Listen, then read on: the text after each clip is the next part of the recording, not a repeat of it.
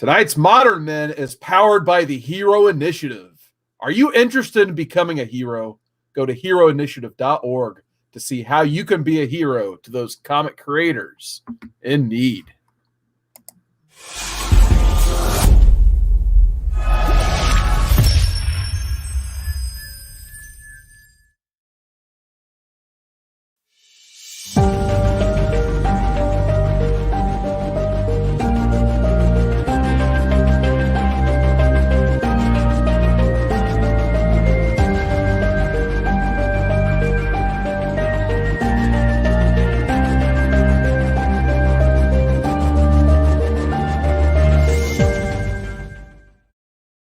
Hey, how's it going, guys? It's Monday. That means it's time for Modern Men here on the Comic Core channel. Once again, my name is Carson, aka Seawater19, and we have the usual Modern Men stooges among you guys tonight. We got Andy. Oh my God, the beard, the drink. How you doing, Andy? Looks like you're having a great day. Oh, I'm better now that you guys are here, and I'm better now that everybody's here in this chat. Epic proportions going on tonight.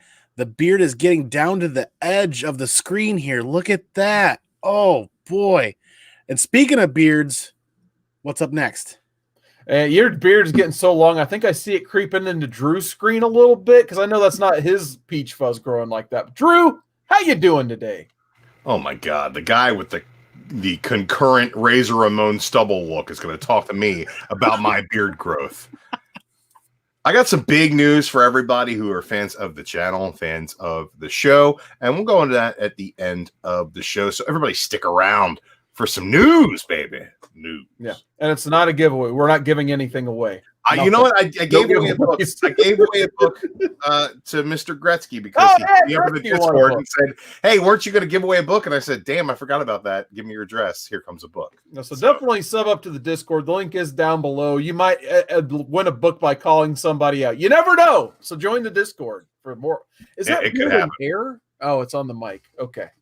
It mixes in with you. That was awesome. But anyway, oh my goodness, I need to get to this chat. But before we do that tonight, we're going to be talking about Kevin Smith and Daredevil, Joe Casada, Jimmy Palmiotti on the book as well. We're talking Guardian Devil.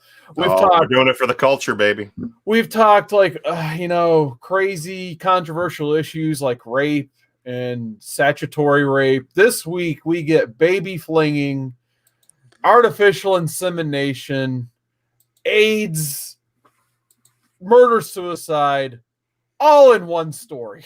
So, well, we just keep turning up the dial on the controversy gimmicks. So, yeah, stay tuned for that. And we're going to be talking about celebrity involvement in comics. I know in other mediums, people kind of frown and, get a little bit weird when the topic of celebrity comes up and if their involvement is that needed. But when it comes to comics, it seems like it's very welcoming for the most part.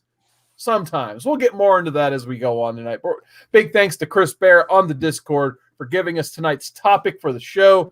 But let's go ahead and get into the chat. We got John's Comics with Kids in the chat. What's going on, man? He says classic story. Yeah, absolutely. This is one of the first things I read when getting back into Marvel, of course, because, like a lot of people, I was a big Kevin Smith fan back in the day. I'm sure we'll talk about that tonight. Chris Barrett, of course, hanging out in the chat. Hashtag classic. We got MarkStat69. He's in the chat tonight. We got the Great Legend Show. What is going on, man? He's coming up with all kinds of gimmicks about rogue leaders and stuff. And then he's also offering a big, huge congrats to Ricky Markstat. He just crossed 1,000 subscribers. So big thanks to all of you guys for listening to our pleas to get Ricky Markstat over 1,000. I know Great Legend was a big cheerleader in getting his channel to 1,000. So big thank you to Ricky Markstat for supporting the channel here. And I'm glad everybody paid back that love and the subscriber count over there.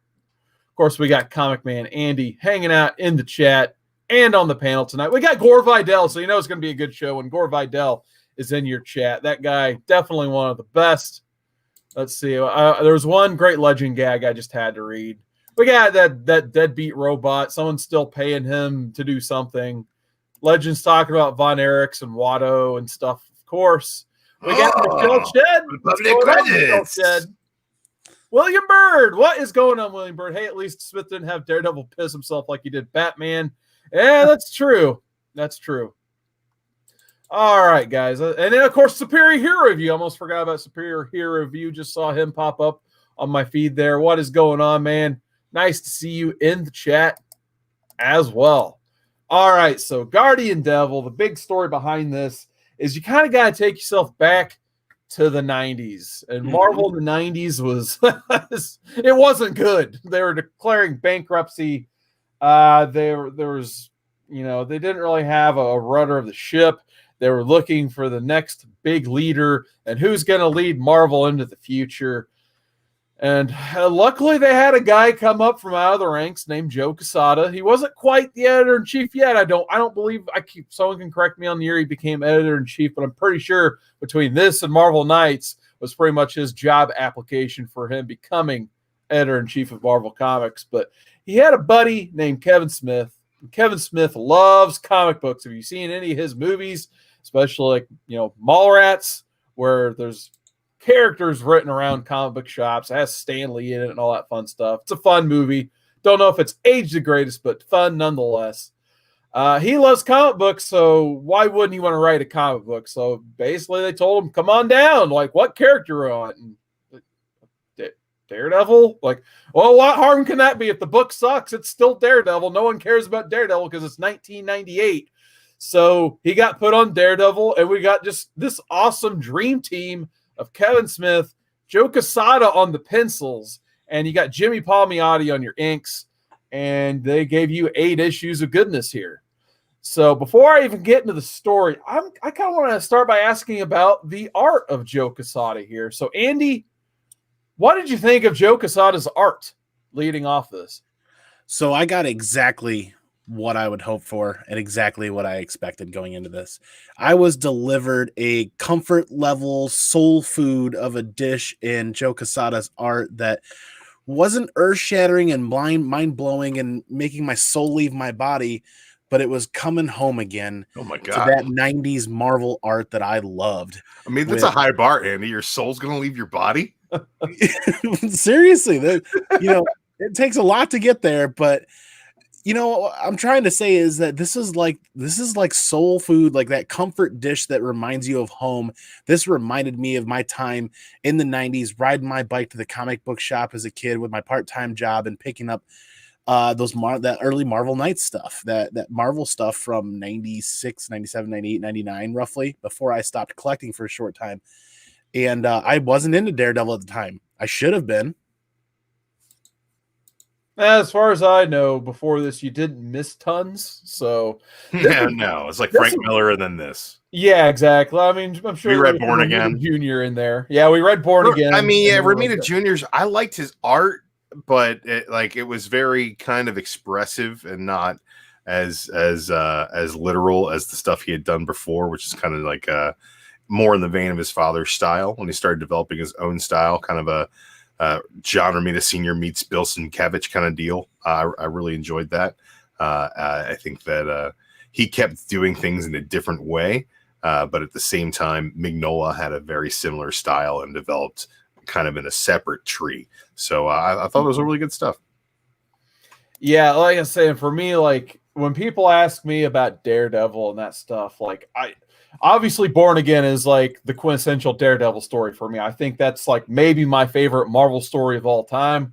If someone suggests, like what do I need to read if I want to read Daredevil, I would say Born Again. Yep. But if you want like a good long-term starting point for Daredevil, like if you wanted to stay on for the long haul, like this really started an awesome run of Daredevil, if you think about it, because this is where Kevin Smith has that issue #1. And he stays on for a little bit. I mean, maybe slightly longer than a cup of coffee. I mean, he did have one pretty long arc here that we're going to cover. But then after that, you get a little bit of David Mack in there writing and drawing the thing. And then you get Brian Bendis's really long run with Alex Maleev, which is awesome. And I do need to read that whole thing at some point. And then everyone was like, oh, man, how do you top that creative team? They're getting ready to leave. Then you bring on Ed Brubaker and Michael Lark, and they have an equally awesome run going after that. No, you got Brubaker, man. What you got nothing exactly at that point. And then you had some sort of Shadowland Andy Deagle stuff. We'll just ignore that. Then you get Mark Waid and it's Chris Samney and then Charles Soule, Chip Zdarsky. There is a awesome, very long run of Daredevil, and it really does start right here with the Kevin Smith run. So, Andy, what did you think of the story? We asked about the art, but did Kevin Smith live up to the hype for you? I didn't know what to think going into this. Kevin Smith, I've enjoyed his movies and whatnot, but when you watch a movie, your mind doesn't really go into thinking mode about the writing and how it comes together and how he did the writing. So I really didn't know what to expect. And I actually think going into this, the vernacular was good, the verbiage was good, but it's very dialogue heavy. Yes. The first half of the book is very dialogue heavy, and it was probably at least the midway point of the book before it started to pick up a lot on the pacing. That being said, though, I actually enjoyed it.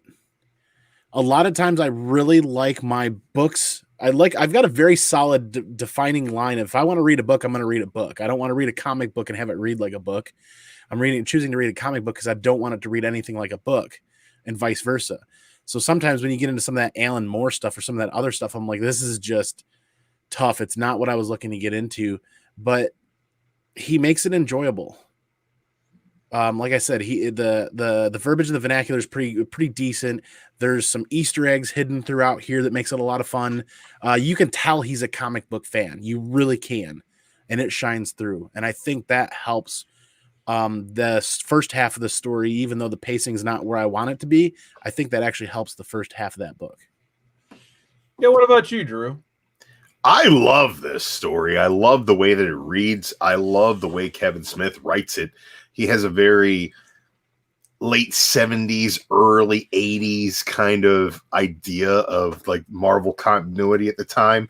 He's like, Daredevil, well, let's take that girlfriend Karen Page, who I'm sure he wasn't, like, it didn't seem like that's something that he was doing previous to this, and we'll like have them break up. Okay, well, she goes away, and he's like, and who else is Daredevil banging? Black Widow, bring Natasha back and have him try to get with Natasha. Like, so he's got this kind of late 70s idea of what's going on in the Marvel universe. I dig that. I dig the way they work through these characters. I love the fact that he's like, Daredevil, we're going to put devils in it. And then, well, how do we get to the devils? We bring in Doctor Strange, spoiler alert. And then there's some actual demons going on in this book. And how would you do that? Well, you bring in Doctor Strange. That's kind of that Defenders level era of Marvel and the Marvel Knights. And I love that he sticks to those characters. I really like the Joe Casada art, and I think that it's kind of cartoony, but at the same time, really services this story in a mature way. This story is like laughably bad at points, but I think that overall it was such an enjoyable read that it's Kevin Smith in the 90s writing a Daredevil comic book. It's better than you'd think it would be. Yeah, definitely. My only very minor nitpick was I feel like Kevin Smith could benefit from a thesaurus in the weirdest way, because he uses the term "I assure you" like maybe 5 times in 8 issues. And every time, like Doctor Strange or Daredevil, big, I assure you, blah, blah, blah. I just kept thinking of Dante Hicks having to write that big sign on the quick stop saying, I assure you we're open. Right. Every single time I saw the words, I assure you on the page. And then like the term cacophony is used a few times, which obviously Batman Cacophony written by Kevin Smith, drawn by Walt Flanagan. So I just kept thinking of other Kevin Smith things, but that's all right.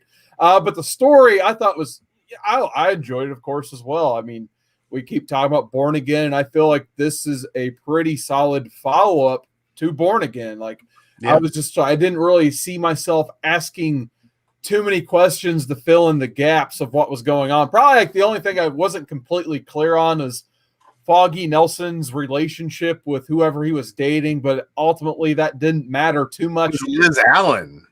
Yeah, you just needed to know that he's dating somebody and he's cheating on her, basically. Yeah, he was raising Green Goblin's son.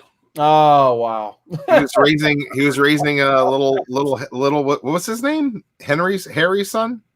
Oh, is that the one that everyone was like speculating on for a minute that turned into Red Goblin? Right. Yeah. Well, there was a Red Goblin bit about it. Yeah, because I mean Norman ended up being Red Goblin, but Yeah. Harry's back. Do you guys know Harry's back? Spoiler alert: he's Kindred. If anybody cares about Harry. Well, here's the deal: Harry Osborn was dead, and his widow was banging Foggy Nelson. Wow. Yeah. Good job, Foggy. He's getting all the tail out there. Right now. Foggy's Nothing else. Kevin Smith is making Foggy Nelson a player here. But I did kind of enjoy his writing because it definitely, like Kevin Smith, he was raised a Catholic himself. He's talked about that numerous times on his podcast and all that stuff. So obviously Daredevil is the perfect character in my Chris Barrett with the win here. Normie. Yep. David Enrique thrown in there as well, pretty much at the same time. Good to see you, David Enrique. Yeah, David Enrique. Yeah, I guess some great entries into the chat. Gore's here. DNP. Downright Nerdy's here. Great Legends still here. And Chris Barrett dropping some knowledge. We all know when Karen isn't with Matt Murdock, she's off shooting up in a Denny's park. Apparently, she's also spending a lot of time in California being a disc jockey. Yeah. Some coast to coast. All right, Karen, you do you, girl. You do you, Karen.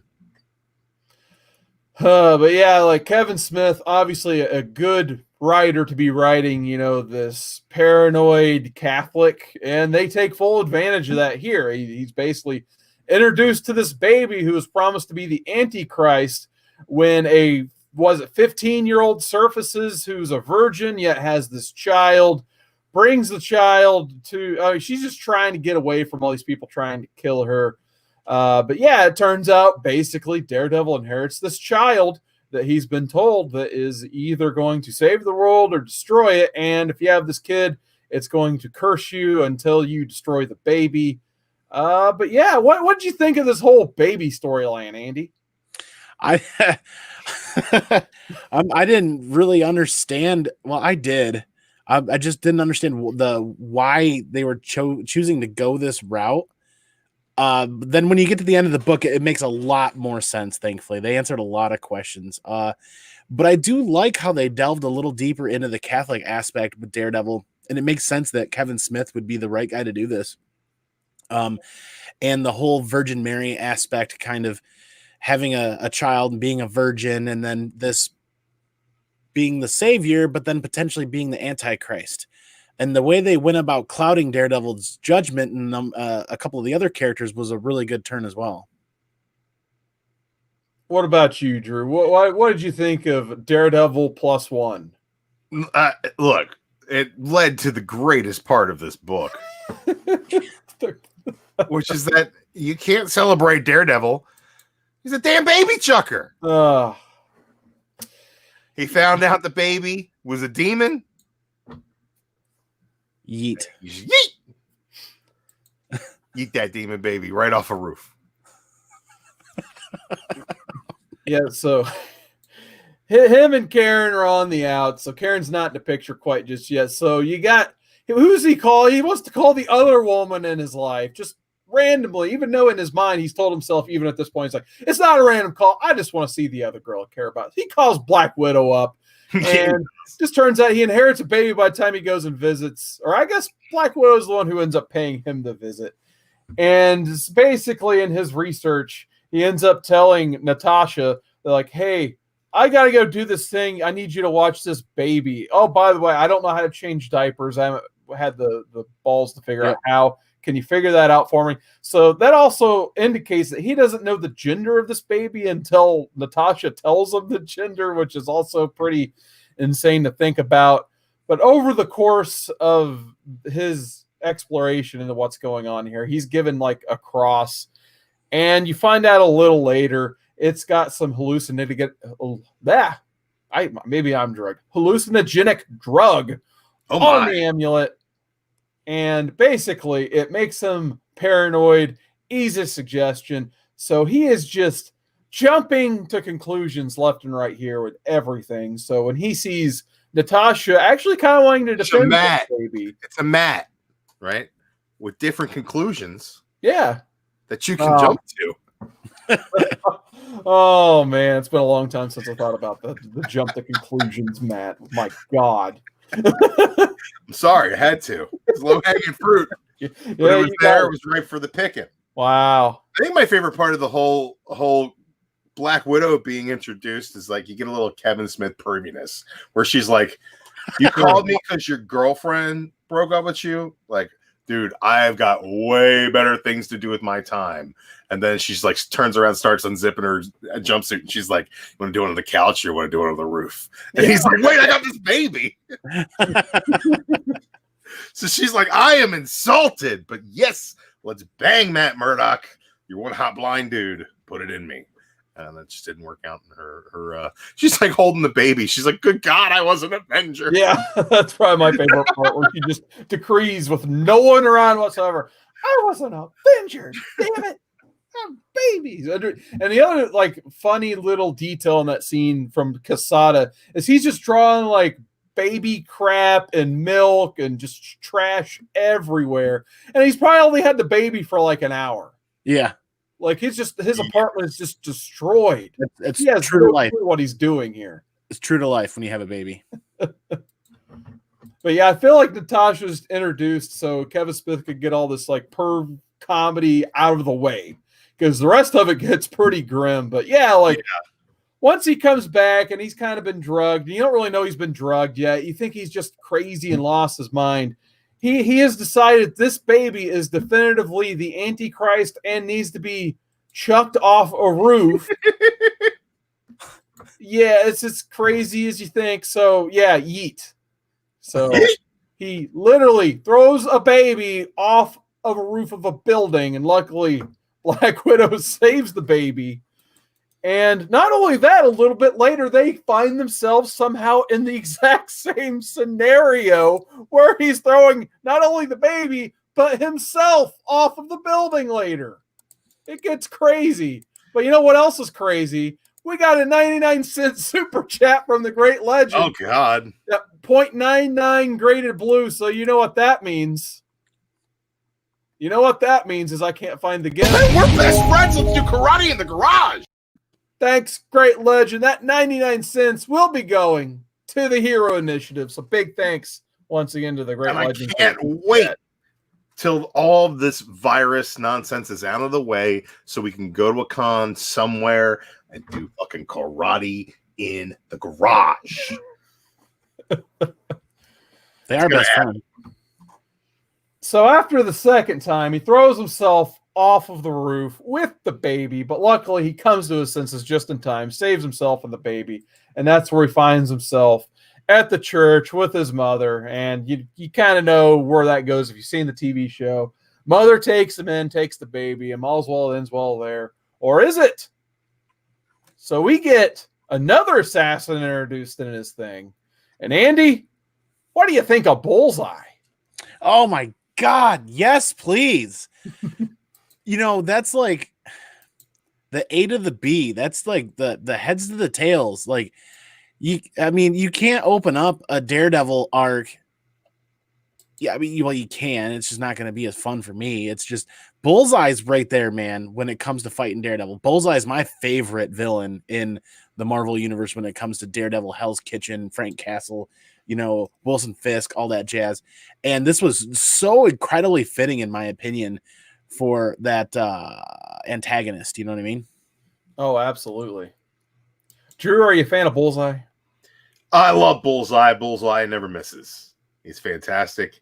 He's got great quips. He's got great action. I think he is designed in a way that complements Daredevil.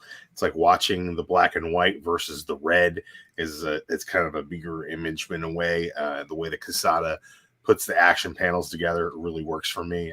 I love Bullseye. Great design, great character, great part of this story, in my opinion. Yeah, absolutely.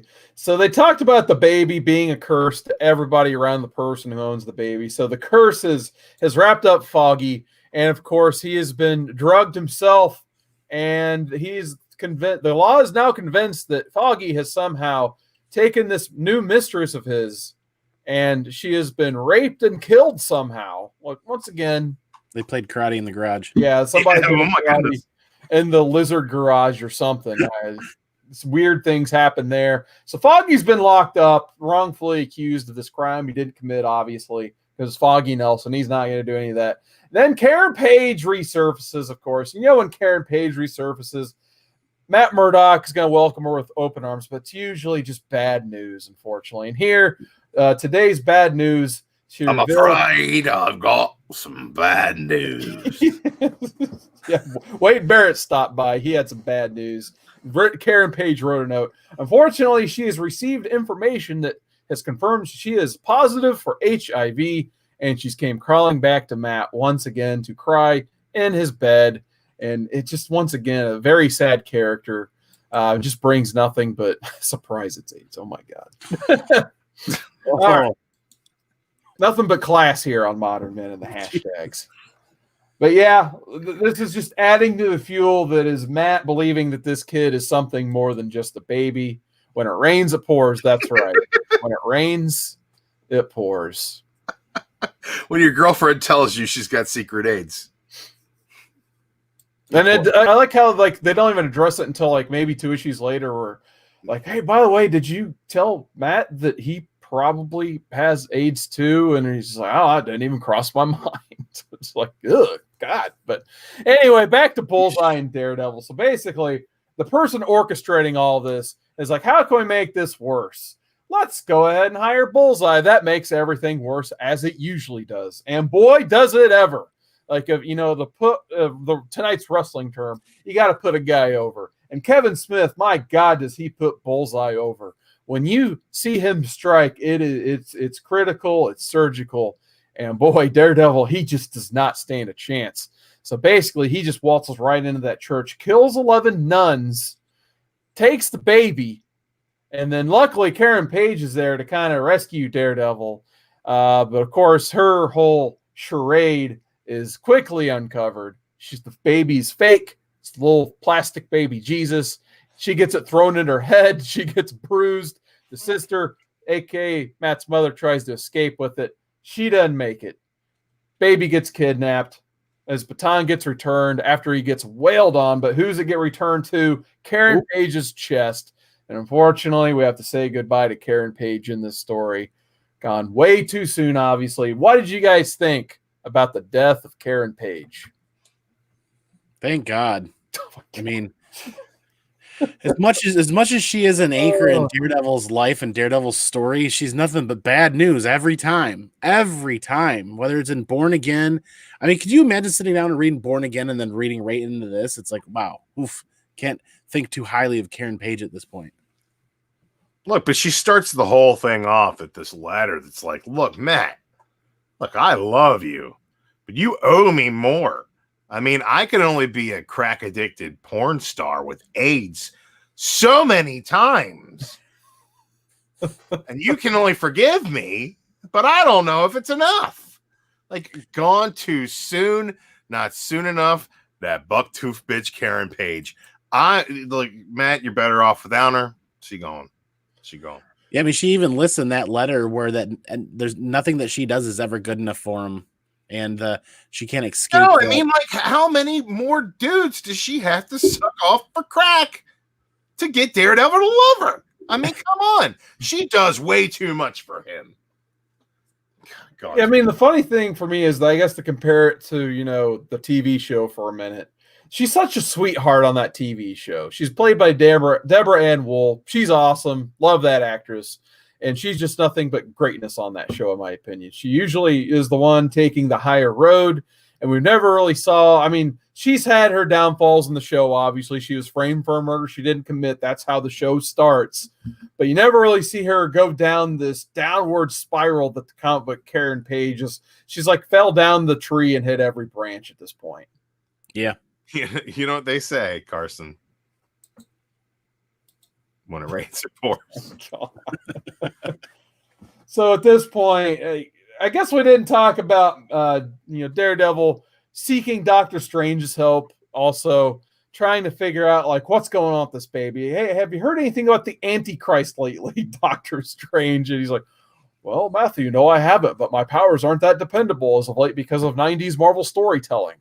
So That's pretty much exactly what he says. Yeah. So pretty much they just go dig up Mephisto, and yeah, Mephisto, he just has some fun with the guys. He's like, I don't want to surprise what comes next. Ha ha. And they just get rid of him. And yeah, a lot of chaos there, but that was a fun little scene. It's always fun seeing Doctor Strange and all those cast characters like Wong and Mephisto. I love the fact that Daredevil comes to Doctor Strange. He's like, Doctor Strange, I have some questions, and I'm Daredevil. And Doctor Strange is like, well, I don't know, but let's ask the devil. And it's just, like, I don't know about demons. Let's ask fucking Satan. He'll know. I think that was a very welcoming part in the storyline up to this point, with Palmiotti's colors. Oh, dude. Palmiotti. Yeah, that's right. Yeah, I think he broke it up very nicely there and added a very Doctor Strange-esque element to the story. I mean, it fit really well. Yeah, I definitely like Palmiotti shades of black too. There are parts where it makes Matt Murdock look like that yellow bastard from Sin City, where he has like just the glasses as the reflection. You know, kind of when he's taking action as Matt Murdock, but really as Daredevil without the costume. I think like when he's doing Daredevil type things as Matt Murdock, it almost obscures his face to where you can only see like the red lenses of his sunglasses. Right. So I think that's my favorite part of Palmiotti's work in this, is where you get to see those like dark inks in contrast to those red colors. The more and more that I read of this, the more and more I kind of want Kevin Smith to come back and maybe write Harley Quinn story with Connor and Palmiotti. Oh man, the creative team, if he could add, his style of writing into what, Connor and Palmiotti can pull off, I think that would be the best way to utilize his talents, honestly.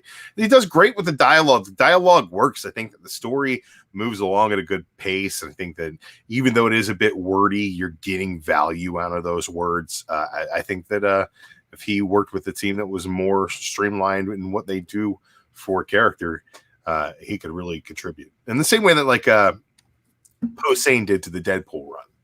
Absolutely. And we'll talk about that later. Yeah, I was going to say, we'll definitely talk a little bit about that later. But before we keep going into the gauntlet of the final act here, let's take a chat break real quick and see what's going on in the chat.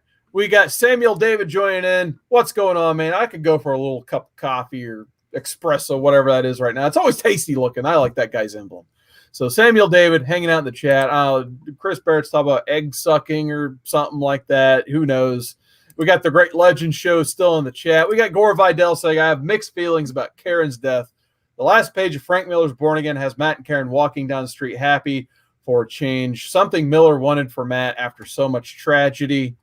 Anna Cinti explored the relationship deeper in her wonderful Daredevil run, and all came to an end in a church with Bullseye. Yeah, I mean, I definitely see, the effects this death would have had, especially on long-term readers that saw that whole arc of, what Karen Page was like in the 70s going into the 80s, where, she basically, the 80s just threw up on her, basically. And then she had to try to, rejuvenate her life. And then she kind of just fell back into her other ways. And then the 90s AIDS crisis got her, basically, or at least got in her head. We'll find out a little bit later. It may not have got her at all.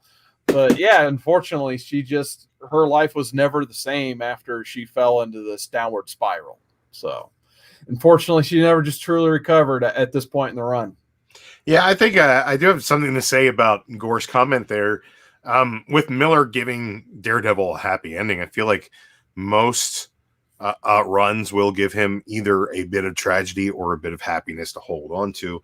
But then again, you got to put the toys back in the box for the next guy to play with. And I think that the way that, like, Kevin Smith knew the way that Daredevil as a Catholic would look at his girlfriend who had done all of these things and had this life. And he maybe could forgive, like she says in the letter at the beginning, which he couldn't forget. And I think that that's a big part of like her having her down and outs and whoring around is kind of informed a lot of where he sees her as a human being, whether he loves her or not. And I think that's a good play on their relationship in this book. Is it as adeptly handled as another writer probably would have? No, I don't.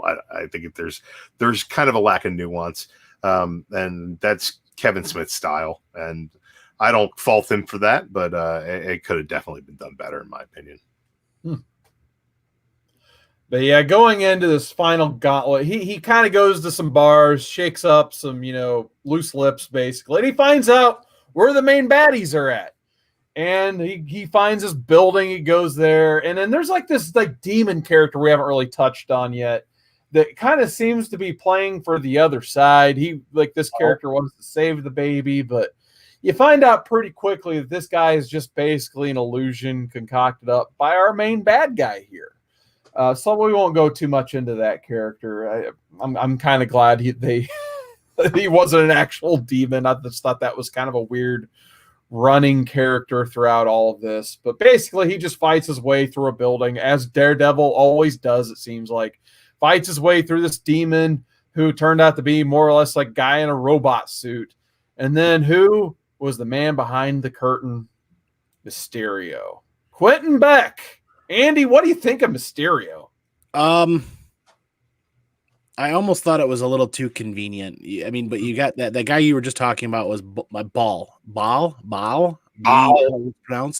Ball. Yeah, him, Mephisto, and then the Devil. So there's that he's tying in there as well. I almost think going with Mysterio is a little too convenient, but in the end, it does wrap things up pretty nicely. And what I really want to touch bases on is going from the Daredevil portion of the story back to, the Doctor Strange aspect of the story, back into the Daredevil aspect of the story where Karen Page loses her life, and then transitioning into the Mysterio portion. Palmiotti, once again here, delivers the nuances and delivers and sets that mood tremendously well here. It's hard to really put it into words.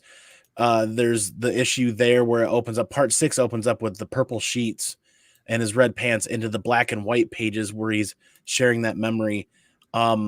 It's just done phenomenally well. But back to your actual original question, I think it's convenient, and I'm wondering why they chose to go that route, but it does wrap things up nicely to a degree. Like Drew said, could it be done better? Sure. But I think it was just convenience. Yeah. It kind of reminded me later down the line. I don't know if you've ever got a chance to read Hush yet, Andy. Have you? Batman Hush? I don't think so. Okay, I don't really want to spoil it too much. Your DC wildcard, buddy. That's a solid read. I don't want to spoil the ending of that for you, but there is a similar reveal at the end of that story where there's a villain who it turned out he orchestrated the whole story. So I won't speak too much more about that then. We can talk about that probably later down the line. But it does remind me of that ending. But Drew, what did you think about the Mysterio reveal? Dude, I love the art in the Mysterio, and I'm uploading something right now to show you guys. I think that my favorite part of the whole Mysterio thing is he just gets housed. Like Daredevil beats the ever-living crap out of him. He wins. Daredevil wins and walks away. And I just love this freaking splash page of just Daredevil walking away from the body of Mysterio and all the smoke. Fantastic artwork from Casada throughout this whole thing, man. That's the end of issue 7. Yeah, and then you really do get like this tragic outlook on Mysterio, which I did kind of think that was an interesting take for sure, where you find out because of all of these like magic tricks and appliances and plastic moldings and smokes he's been using and his special effects throughout his career, they have proven toxic and dangerous to him long term. So he has like a brain tumor and lung cancer both. So none of this can be, it's all inoperable. You know what they say? When it rains, it pours. Absolutely. When it rains, it pours. So basically he's decided before he meets his maker, he's just like, I need to have one last big act where I convince one of these heroes, my arch nemesis, is finally just going to beat me to death with his bare hands. I'm going to go after my main arch nemesis, Spider-Man. And then he figures out like, oh, wait a minute, Marvel 90s storytelling won't let me do this because of clones, and that's terrible. So no, I'm going to go after the second tier character because I myself am a second tier character. I'm going to go after Daredevil because we fought one time. Yeah, he's like There's that one time we threw hands. Yeah. Now I want him to beat me to death. he's like a clone defeating him would be beneath him, which is hilarious. Yeah, exactly. Even though, like, that's really what gets under his skin when Daredevil calls him out on everything.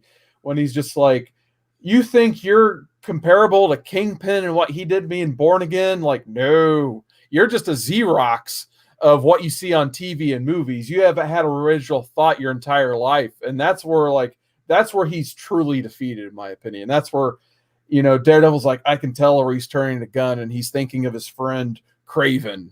And that's where he ends up killing himself with his own weapon. Dave Enriquez says, after reading this story, I got the feeling Smith really wanted to tell us a story using Mysterio. He pulled it off well better than Love with Hush. I can't disagree with that. I think that Hush has its ups and its downs, but I think it's probably better than this story, in my opinion. Just my thoughts on that. Maybe it's the characters involved or the Jim Lee art, but who knows? But speaking of Hush, Grey Matter Hulk says, no Hush. Yeah, so your epilogue kind of involves him going and begging forgiveness from Natasha, which is a pretty funny scene because he just gets tackled and his glasses broke as soon as he shows up at her condo or apartment or wherever she lives. And he kind of has to attempt to explain this whole thing. The baby obviously is given up for adoption because God help that baby if Daredevil adopts it. He doesn't know what in the world he's doing with the baby. So the baby just goes into a new family, but at least he gets the gesture of kindness. He gets to name it Karen. So we're going to have more Karens in the world, which I know Drew loves. Oh, God, more Karens. Can't wait for more Karens. And, they bail him out. So hopefully he gets, a not guilty charge on this thing. And then they have the funeral for Karen Page, which is a touching moment. And then they even have a spot where he finally gets to talk to Spider-Man about what happened to Mysterio and all that stuff. And Spider-Man's kind of the one, after Daredevil tells him the whole sob story of everything, he's like, what really came of all this? And Spider-Man just goes, well, at the end of the day, you sacrificed it all to save a baby. Think about that. Yeet. Yep. After he almost killed it twice. So that was pretty much Daredevil by Kevin Smith. Andy, how do you score this thing? Like I said, it was a bit of a lot to read at the beginning. The pacing wasn't where I wanted it to be, but Casada and Palmietti was just like comfort food. Like that made me homesick for the 90s and my bike riding to the comic book store and picking up some of these great reads. And it's almost like, I don't really know how to put it. It was very transportive for me into a lot of great memories, and getting further into this book and the part with Bullseye being introduced. It was, Drew said it best. Sure, it could be done a little bit better, but this was Kevin Smith, and Kevin Smith was a massive comic book fan, did it pretty well, and probably did it better than anybody else at the time, right? So I think I got to give this a 9.4 in my opinion. What about you, Drew? I feel it's a bit generous. I'm gonna go ahead and give it an 8.6. I think that it doesn't break the mold really. It's not. There's nothing really wrong with it. The art, like you said, is comfort food for us 90s kids. I grew up around the same age, and the art is just really, really great colors, really, really great line work, and it is a bit cartoony, but I like it kind of Ed McGuinness's run with Jeff Loeb on Superman Batman. Yeah. It just has a really good feel to it, and it's a mature story being told by the guy who makes probably the most immature movies that have ever crossed over from indie into mainstream. So it's kind of it's like, I can just see Kevin Smith being like, yeah, and we'll give her AIDS and shit. Right. Yeah. But at the same time, you can tell that he cares about these characters. He cares about the way they're taken care of. He services the characters very well throughout the whole deal. I like the way he works with Bullseye. I like the way he works in other characters from the universe. I think there's some really nice big splash panels in here with Spider-Man and Hulk, and just some really badass looking art where Casada gets a chance to really stretch his legs. And a lot of that's done around these really long kind of soliloquies of exposition, which don't really need to be there, but give Kevin Smith the chance to do what he wants to do, which is like take pen to page and write a tome and change the universe, because he gets off on that kind of thing. So there's a lot of greatness here. Execution wise, it's just a little heavy handed. The dialogue is laughably bad in some points. He yeets a baby off a fucking roof twice. Like, come on, man. It's not that great. It's just a whole lot of fun. 8.6. Yeah, I think for me, I'll give it a solid 9.0. The negatives first, I suppose. I feel like maybe it's the modern reader in me. Most trades now are like 5 to 6 issues. I feel like this story would have been served a bit better if they could have condensed it down to 6 issues instead of 8. Like Drew said, it was a bit heavy-handed, very dialogue-heavy. Sometimes it didn't need to be, in my opinion. They could have cut out the whole storyline with Foggy. I understand they wanted to get over that, like, everybody in Matt's life would be affected by this baby being in it, and Mysterio had to spin this crazy web where he sent this fake letter of positive AIDS to Karen Page and framed Foggy for rape/murder. I get that, but I feel like you could have cut the fat there a little bit. And then, the whole Mysterio thing, the whole Mysterio reveal felt a little bit tacked on at the end. Like, you don't think of Mysterio being a Daredevil villain. Obviously, he has decent villains to tap from. But hey, it's the Marvel Universe. They're all in the same city for the most part. You may as well just integrate all these hero and villain pulls together. So I don't have a huge problem with throwing Mysterio in here. But yeah, the positives, this, just like you guys, this takes me back to that late 90s, early 2000s. Like, it transports me to that time where you're reading those Wizard magazines and getting the news. Then you turn the page and there'd be this big old ad for Wizard World Chicago. And you'd see keynote speaker Kevin Smith. At this point in time, after he got into comics, he was in deep. He was working all the cons for Wizard. Him and Joe Casada were going together. They were going to the full tour to try to breathe new life in the comic books again. Have you guys ever met Kevin Smith? I have. I think I went to a talk once, but I've never actually met him. Oh, yeah. He's a tiny guy. Is he? I mean, he was a big guy, but yeah, no, he shrunk a lot. I'm not a small person. I'm not a small individual, but I found him to be a tiny guy. Wow. Tiny little handshake. Yeah. You know, I gave it a 9.4 though. At the end of the day, he put the toys back in the box, and that homage to Born Again at the very end, the building that Fisk blew up, where Kevin Smith returned us to that plot, and that money that Karen left him and Foggy were going to build a new building for their own law firm and break away from the law firm they were at in this story. So like Drew says, putting the toys back in the box for the next guy. That's why I gave it such higher is that very end. I'm sure you could have chopped down and condensed the beginning of the book, but the last 3 issues, I really did enjoy quite a bit. Oh, I agree completely. Yeah, I mean, who knows what the landscape of Marvel would have been like if Kevin Smith didn't come over? Like, who knows if it'd even still be around? That, like, seriously. David, like, says in the chat, if you want to highlight that. Yeah, absolutely. He says, and ultimately, this story led and helped return Marvel from bankruptcy. Yeah, absolutely. This is like one of the big turning points for Marvel. Like, at this point, they were kind of selling their IPs like Spider-Man, X-Men to, Sony and Fox. You know what they say? Sony and Fox? Whatever. Yeah. So, yeah, definitely Kevin Smith did so much for Marvel at that time. Especially, I think they're even having qualms with Stan Lee, of all people, over Excelsior Productions. Yeah, when it rains, it pours. It could, yeah, exactly.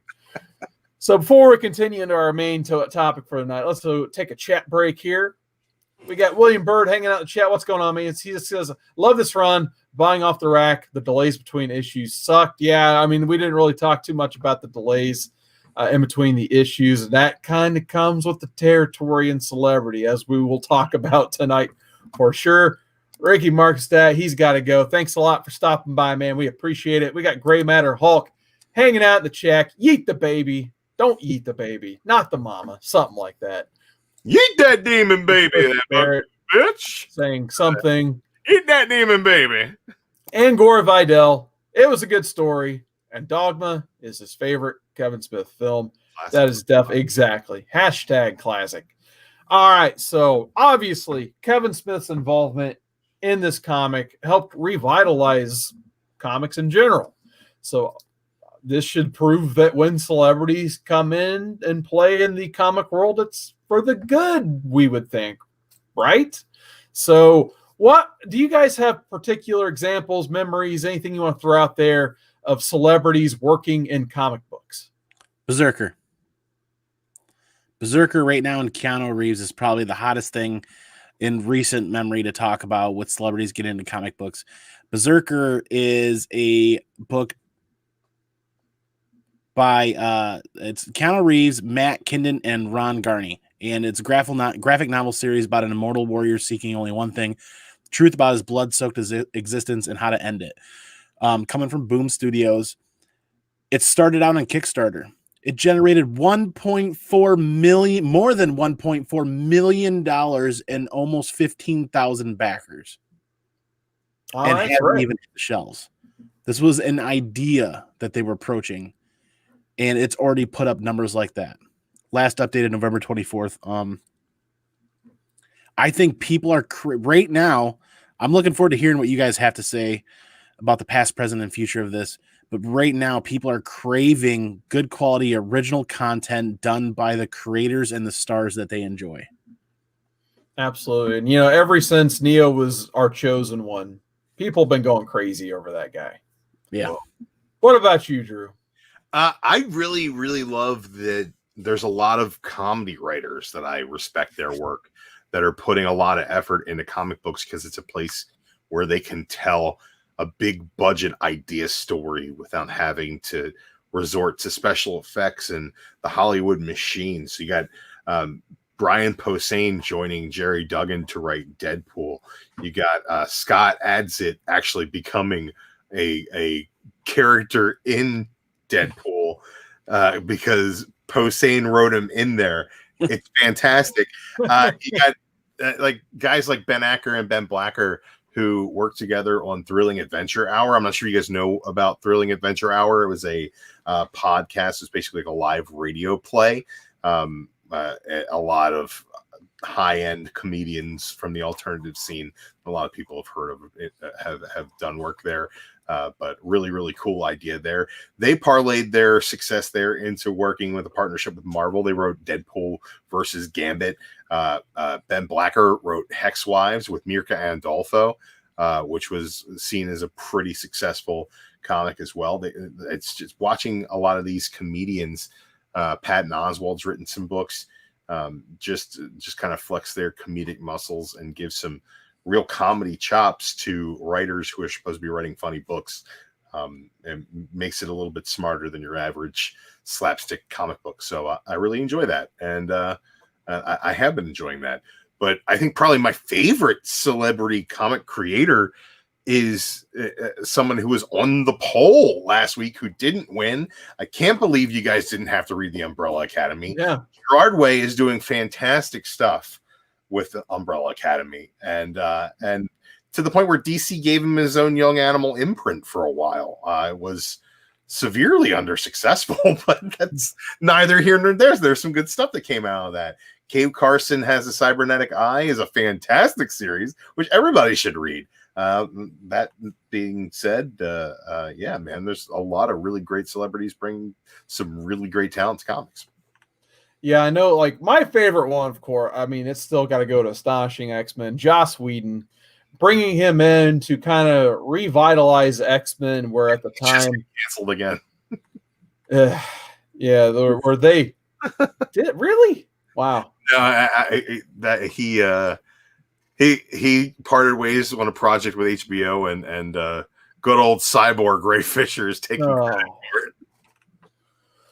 Anyway, we're going to focus on the positive here. Good old Joss Whedon brought back to do Astonishing X-Men with John Cassaday.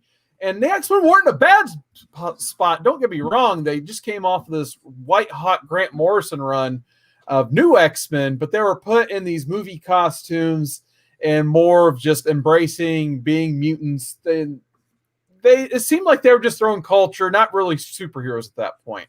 Astonishing X-Men at least gave them the idea that they need to be superheroes again. So it gave them the costumes back, gave them this theatrical feel in the John Cassaday art with the Joss Whedon direction. And it was just 25 issues of goodness, in my opinion. One of my all-time favorite comic runs, period. Not just from a celebrity, but just period. It was X-Men. Come on. Yeah, it was X-Men. I mean, you had like all your A players there too, except for Jean. We never got Jean Grey put back in the role for that, but she was dead. What are you going to do? Yeah, you got to respect the dead Jean Grey sometimes. Mm-hmm. Sometimes you just bring her back willy-nilly. Sometimes you got to respect that she's dead. It depends. The line you walk when you're writing X-Men. Hey, but you know what they say. Of course. Or Jean Grey. But anyway, Chris Barrett does bring up an interesting point in the talk before we keep talking about celebrity creators. What do you guys think of when celebrities' likenesses are used? For example, Chris Barrett says he actually collects celebrity covers like the Letterman issue of the Avengers, the Obama Spider-Man, which I think was 583 that had like 4 printings and a variant cover and all that stuff from Todd Knock. What do you guys think when celebrities' likenesses are just used in the art? It depends entirely on where you're at with your personal collection and what your interests are. Like one of the ones that I chase is not really a right term. I'm looking for that book at a good price eventually down the line, is that Eminem Punisher one shot. That's very low printed, very high value, super cool cover. And look at Superman versus Muhammad Ali. It's true. It's such an intense cover. Carson had to leave. Yeah, but it happens, and there it is, right there, the Treasury edition. Yep. Yeah, I was gonna say like this is the ultimate example of that, in my opinion. That the Superman versus Muhammad Ali Treasury. But not only do you get, you might not want to show that. You're going to trigger a guest of the Comic Core, Anthony Snyder, who doesn't like the fact that his father is not featured on that cover. But you know who else is featured on the cover? Like every celebrity in the 70s, because it's a nice wraparound cover. And holy crap, if you want to talk celebrity likeness, would have been there.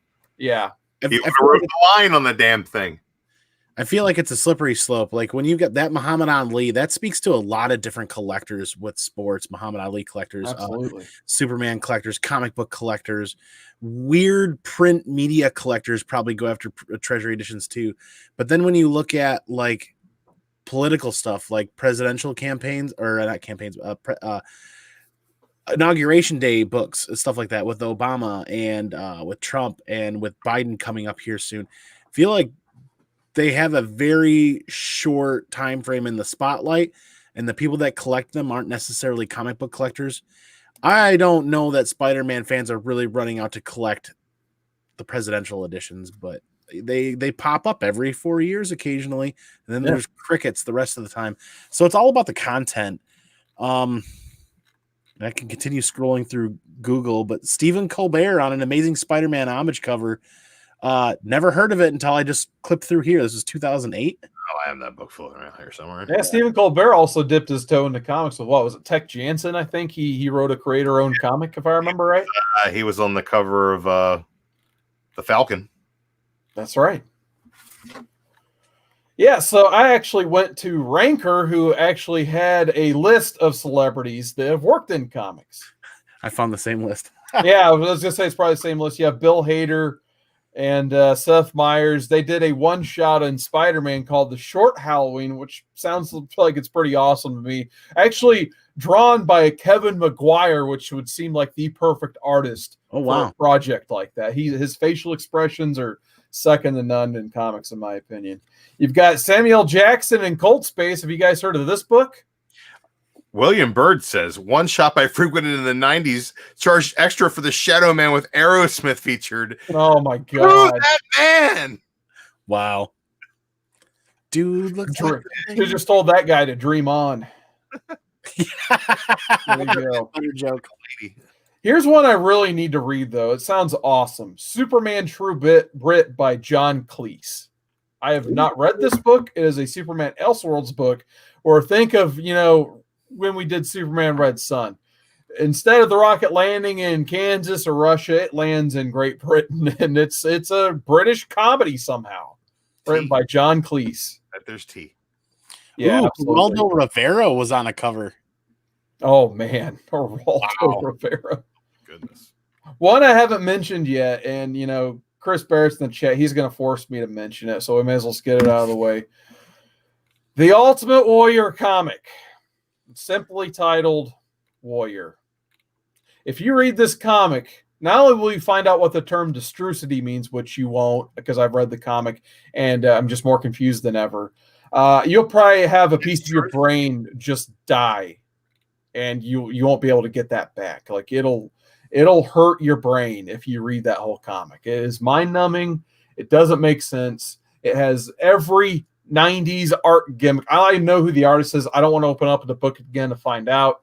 But it is like, it reeks of Liefeld, but it's not Liefeld. So it's imagine his work, but worse. And that's the Warrior comic book. What time frame was this released in? Was this pre-WCW?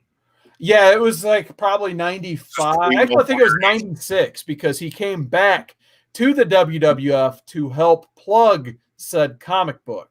So when he came back, part of his contract had to do with that comic book and the WWF helping invest to get 1 million copies of this comic book on the shelves, thus us finding all of these comic books in quarter bins today.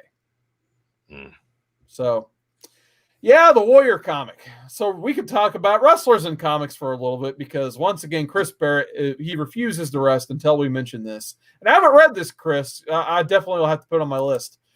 Raven wrote an issue of Spider-Man. Scott Levy. I'd be willing to believe that that's probably pretty fucking good. Yeah, as far as I think I've heard positive reviews on it. I think he can correct me if I'm wrong. It might be, I think it was an issue of Spectacular, maybe. I can't remember. It's been a while. He knows how to craft a story. He knows about character. And he's a big Spider-Man mark. So I'm pretty sure that it's fantastic. Yep. Then CM Punk did a couple things. He did the Drax the Destroyer run, which wasn't bad. Yeah, it's not terrible. It's fun, and I think that's what it's supposed to be. What's his name? Scott Ackerman from Comedy Bang Bang was writing fill-in issues for Spider-Man Deadpool, which is a perfect place for him to be. Now, here's another one. I think you like this one, Drew, even though this guy's kind of been canceled online as well. Max Landis. I love Max Landis' American Alien. We should read that. It is a decent read. I will give him that. I really did enjoy American Alien. It is fantastic. Yeah, Andy. So basically, American Alien, it's a 5-issue Superman miniseries. Ooh. And it's written from like different perspectives. So like there's even an issue where the race of Jimmy Olsen's different. So it's not exactly like in continuity with anything. Each issue is its different own thing. Has a different artist as well. Yeah, exactly. Jock, I think he does an issue with Clayman. They're fantastic, and it's just like different moments in Superman's life as he like kind of comes of age and realizes who he is as a person. And it has nothing really to do with continuity, but it just is. It's a really nice character piece. Really enjoy it. Absolutely. I think it stands up there with a Superman for All Seasons and with the All-Star, in my opinion. Wow. I think that it's one of my favorite Superman things. I'll go out that far on a limb. Holy shit. I mean, it's definitely way better than the Superman Year One we just got. I'm not going to read that one, so probably I'll take your word for it. Dude, it's a Superman story, right? And half of it takes place underwater with him fighting like this king of this underwater area for like this mermaid girl, and like Aquaman doesn't even show up. Like, it pisses me off a little bit. Wow. It's like, oh, let's get generic King Triton out here to fight. It's stupid. Dream on, dream on. Anyway, Mark Hamill created a comic called Black Pearl. Has anyone heard of this one? No, I haven't. Yeah, apparently Mark Hamill did a little bit of work with Dark Horse. So I'll definitely have to look that one up at some point. You don't say. But I think at the end of the day, we kind of got to go back to Kevin Smith because his story does not end with Daredevil. That's just the beginning. So DC saw the success that Kevin Smith had. And heck, hey, you like revitalizing characters no one cared about. We got a character named Oliver Queen over here who's been dead since the early 90s. You mind bringing him back for us and, getting some notoriety over here? And he's like, hell yeah, it's Oliver Queen, Green Arrow. I love comics. So he went over there and brought Oliver Queen back to life. And they just, shelved Connor Hawke, put him on the side. And we got a pretty good Green Arrow run from that. So that's one of his more favored runs. And then eventually his luck kind of ran out with Spider-Man, the Black Cat, the Evil That Men Do. Solid story, but it was plagued with delays. Yeah. Plagued with delays. I think it was a couple of years between 2 issues. It's almost as bad as waiting for Damon Lindelof to let you know whether the two halves of Wolverine will be reunited. Which was what I was going to mention next. Damon Lindelof's Ultimate Hulk versus Wolverine. Drew, why don't you tell us about that one? Oh, it's a really great story where the Hulk fights Wolverine in the Ultimate Universe. And then, Wolverine is, ripped in half in literally 2 different pieces by the Hulk. He's, climbing his way up a mountain. There's, a torso. And then, you waited. And you waited. And you waited. And you waited. And if you're me, you forgot about it. And then 6 years later, they finished the story. It's actually pretty good if you it's read the 4 issues all together. But seriously, 6 years for a 4-issue story. It's terrible. It's almost as bad as waiting for Saga to come back. Oh, you know what, Saga? Here's the thing about Saga is I love waiting for Saga to come back. But if Saga ends at the end of that first compendium, I'm good. If that's the end of the story, I'm good. I'm okay. I think that it was emotionally traumatizing, and spoiler alert, I'm not going to spoil it. But because there are a lot of people who haven't read it yet, but I would be satisfied. I think if that's just where it ended, and it's there's one shot to tie the damn thing up with this is where everybody is 6 years later, and I'd be fine with that. There's a whole collecting culture just around celebrities in comics. It's nuts what I'm finding on here on Ranker and on Google and other things. Let me ask you guys a question. Would you ever get a comic book signed by a celebrity? For free, yes. Whoa. Celebrities don't sign things for free where you can get them to sign. No, probably not. I mean, you can get a creator to sign your book for free if you're not getting slapped. I'm cheap. Right. Everybody knows that. But I'm just saying, who's your favorite celebrity, you would say, Carson, from let's just say your favorite actor from the MCU. Favorite actor from the MCU? Yeah. I guess, Robert Downey Jr. would be a fun autograph to have. Robert Downey Jr. is at a Comic-Con, and you've got some random ass Iron Man issue, and somebody is like, hey, for your birthday, Carson, you don't get to choose what you want. Here's a autograph session with Robert Downey Jr. Are you getting him to sign that comic book? I have over 1,000 signatures in my collection, so most likely, yes. If I don't have to pay for it and I have a comic and someone's telling me that Robert Downey Jr. is going to be able to sign said comic, I would probably get that comic signed yesterday. Would you pay $15? That probably not much more than that, but yes. Okay, 15. I thought 15 might have been the breaking point. Wow. Considering what you get for 50 cents all the time. Yeah, I was going to say, the most I paid for an autograph, I think, was $35 for a Conroy one, and that was that. I had to convince myself for a while to get in that line. $35 for a Conroy. Something like that. If somebody's offering a gift, it's much different. But if I'm doing the work myself and seeking something out, if I had a first appearance of Jean-Luc Picard in comic books and Patrick Stewart was there doing signatures for, I think, a reasonable price for most A-list celebrities or B-list celebrities, 50-ish at the most, and it's PC. Because then at that point, when you're talking signatures and you're talking the values of books, signature series books really don't commend a lot more value beyond the signature unless it's something crazy like triple signed or some sort of remark or something incredibly difficult to find. But I mean, if we're talking like celebrities, yeah, I would love to have a Patrick Stewart signed first appearance as Jean-Luc Picard in comic books. Obviously Thomas Jane and a Punisher thing would be great. I would, you know what? I would actually go on a limb and spend hundreds of dollars if I saved up over time to have a personal experience meeting John Bernthal and actually having something like sketched / signed / because that's my Punisher right now. I would do probably Dolph Lundgren something or other out of the 80s with Punisher, the movie adaptation. I saw Dolph Lundgren. I would get him to sign an Aquaman book because he was in Aquaman. Yeah, but like that movie adaptation Punisher, Like I would go out on a limb. PC stuff that's important to me that I find valuable. There's a sliding scale there. If I showed up and Dolph Lundgren wanted $100 for his signature, sorry, bro. Peace. I'm not paying $100 for a Dolph Lundgren signature or something like that. There's a sliding scale there. Like you got to kind of in the heat of the moment at the convention. Am I ever going to be here again in this line in spot number 3 with this individual? Is it worth what they're asking? So at the end of the day, I can't put a hard number on it without some more information. But yeah, there's definitely some points and there's some aspects where it's like, this is way too much. I'm not going to go that far for this. And I'm not going to spend 4 hours in line. You guys saw that in Baltimore last year. Some of you guys were like, yeah, they already capped it and they screwed us and some of that other stuff, but it's a finicky thing.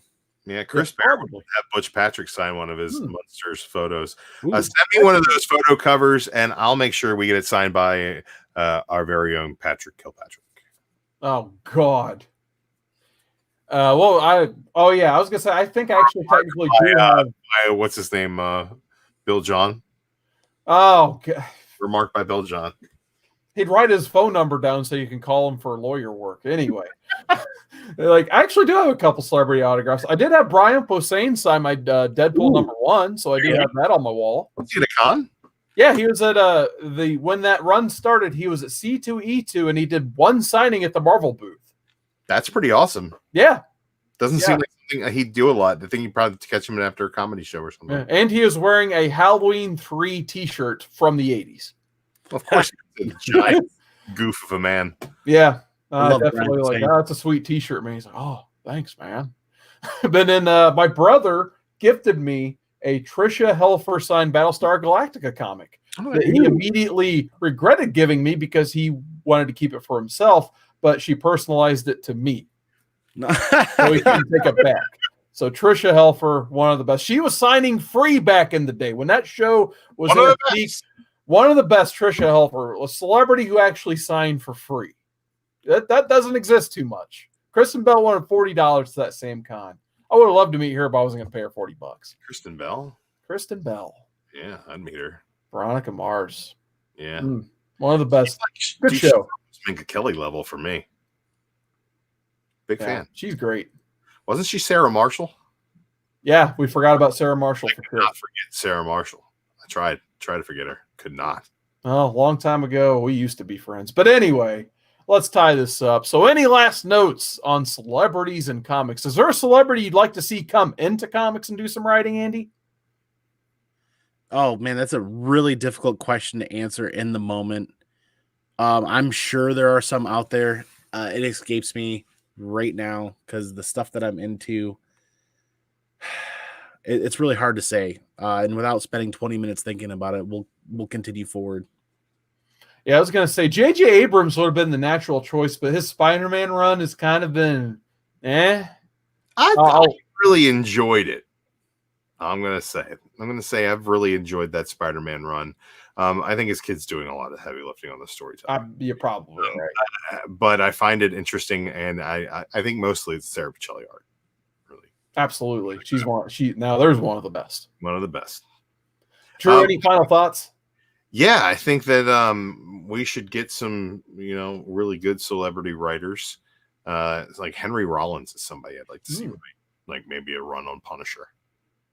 I think Henry Rollins would kind of get that character. That's a good point. Yeah, I think that that's something that I'd like to see. One thing I didn't mention is Guar. The guys from Guar were writing their own comic books, and they still are. Oh, wow. And they've got some good stuff going on there. One of those indie kind of art projects that turned into an indie art project in every direction. So they did their own comics. So yeah, couldn't resist mentioning that. Nice. Okay, I take it back, Carson. The voice acting crew and whatnot from The Last of Us. I'd love to see a Last of Us ongoing series. I know they did a couple of comic books, but you got me hooked on The Last of Us on a Black Friday special, and I'm about to finish that game tonight, and I'm about to play through it again. No, Last of Us 2, play through that. Well, yeah. I want to replay through the first one again before I do number 2. But I'd like to see that original group of people. Number ones you got to take before you take a number 2, Andy? All of them. Take the number 2. I would like to actually see them go through and do an ongoing series of the way they did the storytelling in this video game would fit very, very well in trade paperback format and in comic book format. And I think an ongoing series of maybe these two individuals from the original story on a different, like in a chunk in the middle of their adversities and in their trials and tribulations would be really good. Or you could explore a couple of other characters in that universe. But I think that story is ripe, and those voice actors and the cast and everybody, it's ripe for people, fresh blood coming in for some original content that could continue to cross over into comic books that I think would do very well. I mean, you see it with Origins and with a couple other comic books out there, the post-apocalyptic thing coming back a little bit more now that people have had a break from The Walking Dead, and it doesn't have to necessarily be about zombies. So yes. All right, before we kind of go in, actually, we'll segue into what we're going to talk next week. Then I'm going into the chat, and then we're turning it over to Drew for a few minutes here. So next week, we're going to be covering video games. We're going to take a break from our normal Modern Men template because it's December, it's the holidays, we're all working real hard. But at the same time, new video game consoles have been coming out. A lot of Black Friday deals have been coming out in the world of video games.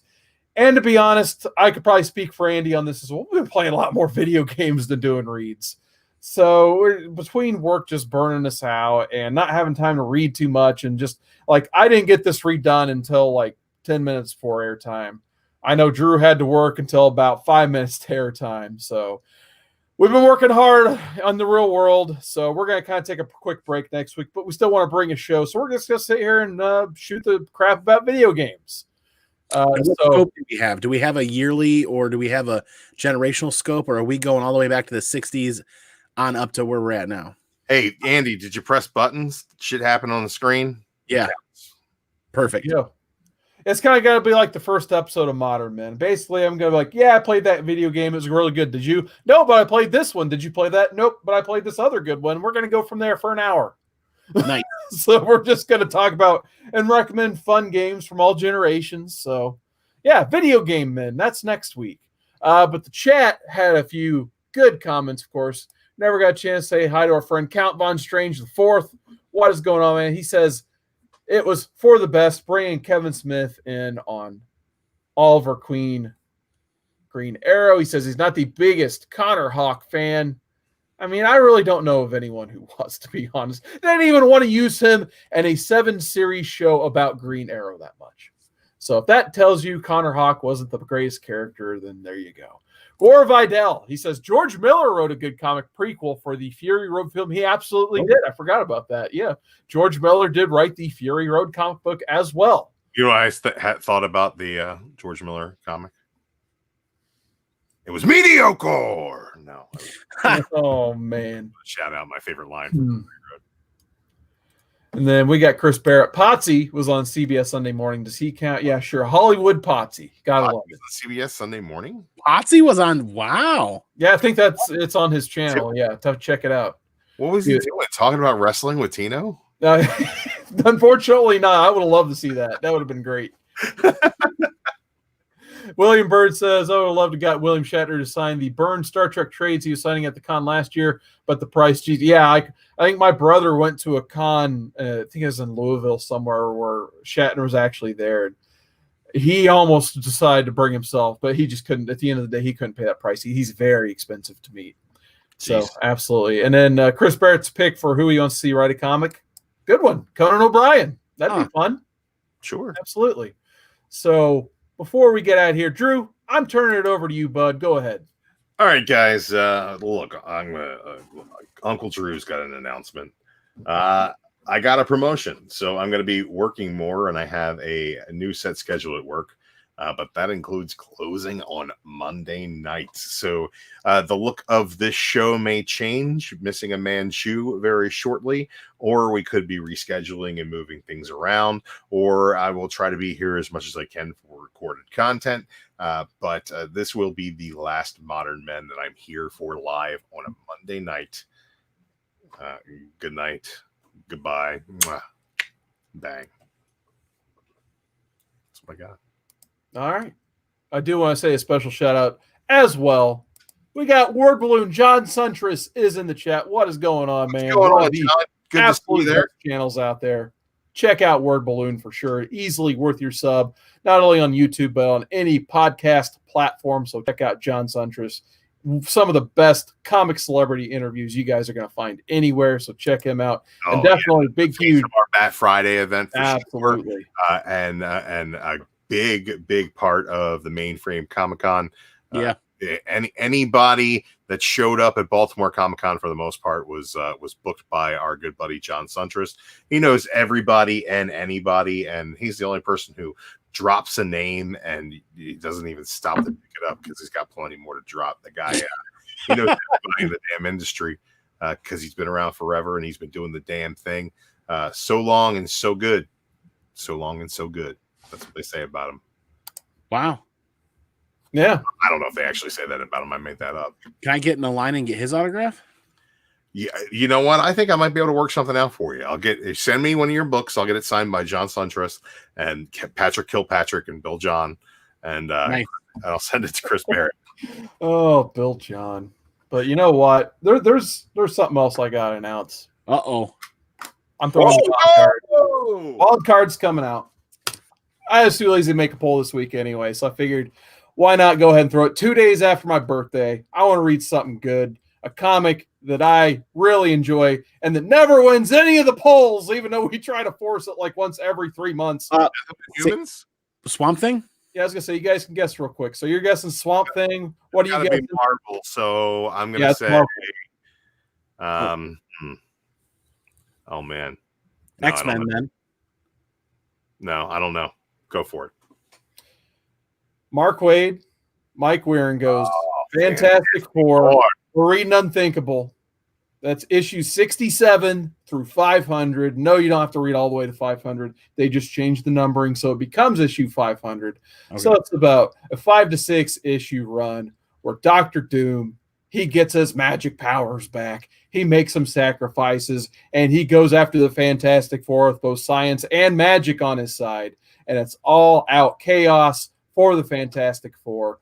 Mainly the run that got me back into comic books back in the day. Will it still hold up? We'll find out, I guess. But I have very fond memories of this.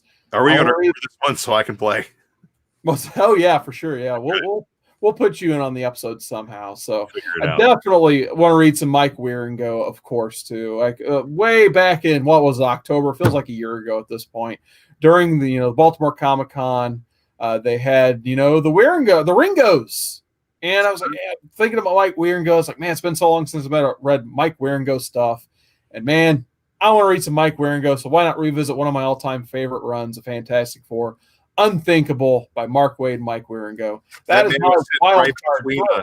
And 2 years ago, when Baltimore was a physical con you could go to, one chair me, one chair Carson, and the meat and the sandwich, Mark Waid. Our audio sucked, but he did tell us that the Run with Wieringo is one of his favorite projects he's ever worked on. So yes, he did. I can't wait to sit down and read it again. Yeah, absolutely. If Mark Waid says like that's his favorite run, it's probably worth reading. So can't wait for that. So that'll be in 2 weeks on the 21st. But John does the best comic book interviews, only because we couldn't get our audio equipment working. I blame JB. It was JB's fault, wasn't it? It was JB's fault. Somebody tripped over a quarter cell. I just remember saying, we got "Do I sound good?" And everyone's like, "Oh yeah, sure, whatever." But anyway, Andy, where can people find you? Hey, you guys can find me here every Monday night on Modern Men, the my favorite comic book reading show ever. You guys can occasionally find me on any other night of the week on the Comic Gore, helping backing up these awesome guys and supporting them. You can find me on my own channel. I haven't been able to do a whole lot the last couple of weeks, but the holidays and real life are busy, so hopefully I can get something going this week. But just hit @ ComicManAndy and find me on all your social media devices. I actually joined Twitter. I have ComicManAndy on Twitter, so you can find me there now too. Still missing out on that Andy the Comic King. I'm telling you. Where can people find you, Drew?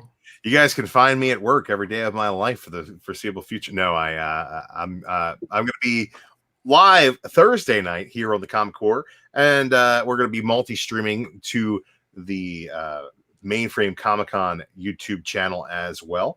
We're going to be doing the Comic Core Comic Chat. It's going to be me and Miss Explained, and hopefully we'll be able to get Chaos to come and join us. And we'll talk some comics, just weekly stuff coming out, some new stuff. Added some new segments to that as well, so we can have some fun and hang out and talk comics over there. Beyond that, be sure to take the opportunity to sub up the YouTube channel for Mainframe Comic-Con. We are trying to get as much curated comic content from all of the cons that we've done, all the interviews. We've got a lot of multi-streaming going on with some chat shows. We'll be adding some content over there and trying to curate that a little bit better for you guys. But there is a ton of content over there. Be sure to head over and check out some of the news that Chuckload of Comics has been doing. Check out some of the interviews we put up with John Suntress and all the great panels from the Bat Friday event that just passed. Some really, really killer videos up there that are being really underviewed at the moment. So we use you guys over there. Check it out and then give it some love. And then me, you can just search cwoodard19 on Instagram or Twitter, or even PlayStation, Xbox. I have the same handle and everything. Or you can just go to youtube.com/cwoodard19. Tomorrow is Tuesday. That means a brand new Tuesday night live stream. I'm still counting down my favorite books by the genre. So the genre coming up next is the Bronze Age. So I got to count down my top 10 Bronze Age comics on tomorrow's live stream. And right after that, we're going to go Turtle Talk Tuesday. It's the December episode with Comic Man Andy and myself. I can't even remember what volumes we're going to cover, but it's going to be great, I promise. 10 and 11. 10 and 11. 10 and 11. We did 9 and 10 last time. Yep. Pretty sure we were streaming at the time when we put Mark's number up, but I'm not sure. Yeah, and as for the Comic Core, we got some exciting programming coming up all week. We've got Tuesday, Golden Guys, 10 p.m. Eastern. JD and the whole crew over there will be talking Golden Age comics as usual. Wacky, crazy, best Wednesday episode, Wednesday show ever, whatever they're calling it this week. You got Comic Man Andy is the face of that show as well, with some guys named Bear Island Comics, John's Comics with Kids, Whitewell Comics, and Bear Island Comics. They're going to have a laugh or two, I'm sure. Thursday night's going to bring DruManchu and Cantu and maybe the other guys comic reviews. I hope he sees this and he's going to make fun of me now.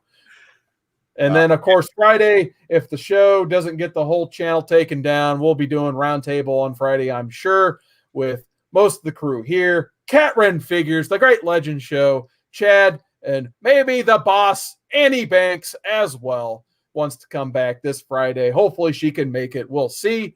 But until next time, guys.